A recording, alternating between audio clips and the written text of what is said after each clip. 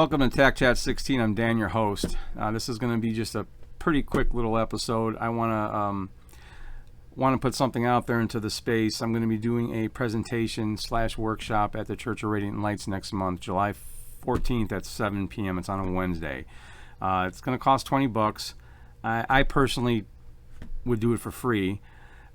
But, you know, this church is one of those non-for-profits, not-for-profits, non-denominational organizations. It's a spiritual church, and it's non-denominational, so there's no religious dogma here. This is true spirituality. I believe religion is for those who are afraid of going to hell, and spiritualism is for those of us who've already been there, and I've already been there a couple of times. Some of the things I'm going to talk about this presentation are going to be my spiritual awakening and subsequent seeking of enlightenment, because they're mutually exclusive. You could have one without the other.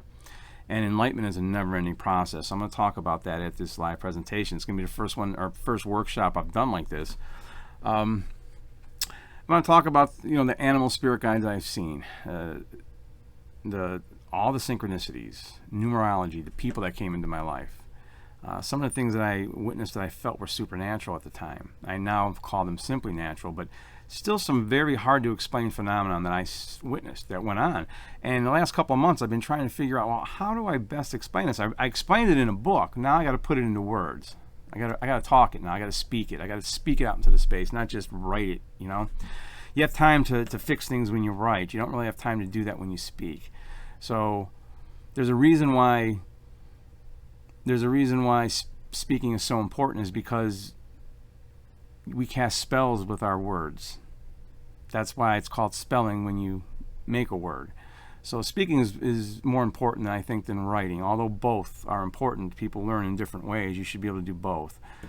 So I'm going to be working on my public speaking again, and I'm used to it like in martial arts. I'm not used to it on this. I've already said this before. This is definitely something new for me, and I still, every time I do this, I feel like I'm by myself, actually. If I had more people down here, it'd be different. But anyway, I'm not trying to do a perfect podcast, but what I'm going to be talking about is the spiritual awakening I had and things that I witnessed. And I was trying to figure out, hey, how do I explain this without sounding crazy? And then I realized, just like the TV show on Netflix, Stranger Things, we're already living in an upside down world. What do I got to lose by sounding crazy? Who cares, If my story can help even one person, this is going to be my rise from darkness and subsequent spiritual awakening that I had. It's like I feel like I'm one of the people being called to talk in this crazy world right now with all the nonsense going on. And I'm going to talk about natural law and what natural law is. And a lot of people don't really understand all of natural law. They think natural law is just about the law of cause and effect. I'm going to talk about that. But I'm also going to talk about the real law of attraction, which is the law of correspondence, as within, so without, where sometimes our thoughts and intentions can create a negative ripple of natural law, and not to the degree that our actions would.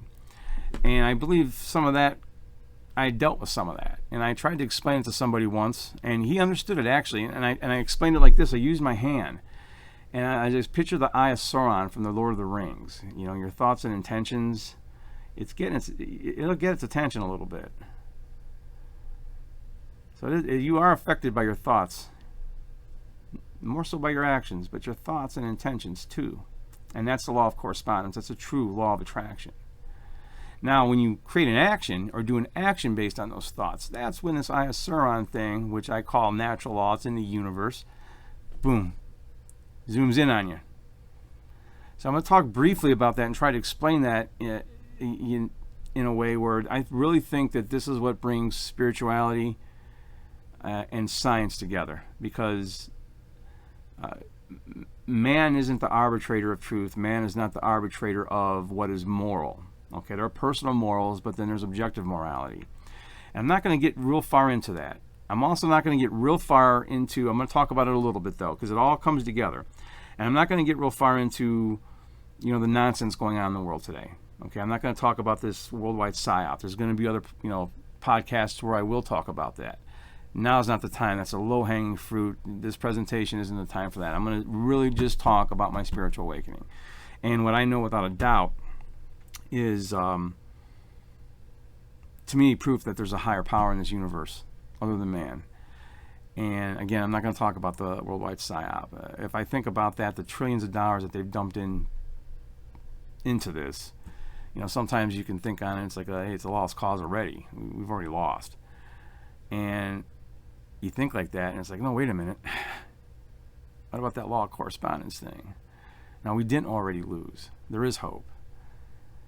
And if there wasn't, there wouldn't be these signs or omens that I've been getting, that I did get.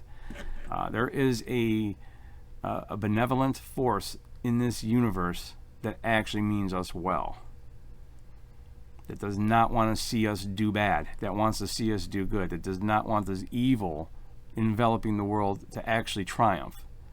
That's the only way I can put it right now. I'm going to have it all together for this presentation at the Church of Radiant Lights. I'm not getting political. I'm not going to talk about the worldwide psyop. I am going to talk about the real spiritual awakening I had, the real synchronicities I had, and how it all ties in, how it all comes together. And then I'm going to start talking more about real self-protection and self-defense. Down in the comments, I'm going to have a link to the Church of Radiant Lights. I'm going to have a link to my school, the Spirit Soaring Martial Arts.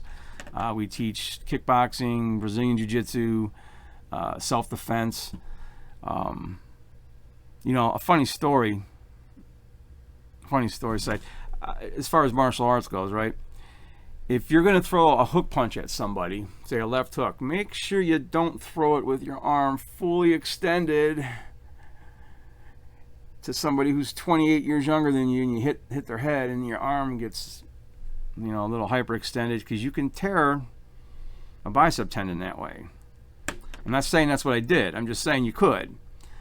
And if you got a doctor with a sense of humor, he then puts a cast on your arm that's going to remind you for about 3 weeks how to properly throw a hook punch. So anyway, I think weird things happen when you're going live. But yeah, that's one of I'm going to start talking about that kind of stuff. I'm going to start talking about things that can really help people outside of this psyop that's going on in the world.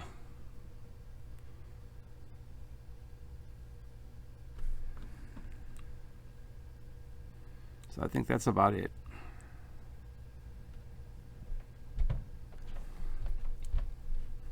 Hey, I forgot to add a couple things. I'm just terrible at this marketing thing. I will have some books there to sell also. Proceeds, I'm going to be donating proceeds. I'm not doing this for the money.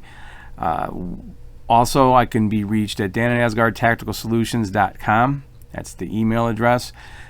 Spirit Soaring Martial Arts is spiritsoaring.us is the website. And if you're ever in the Cleveland area and want to drop in, get some training in. We also do private lessons, so feel free to stop by, say hi, whatever. I think that's about it. Peace.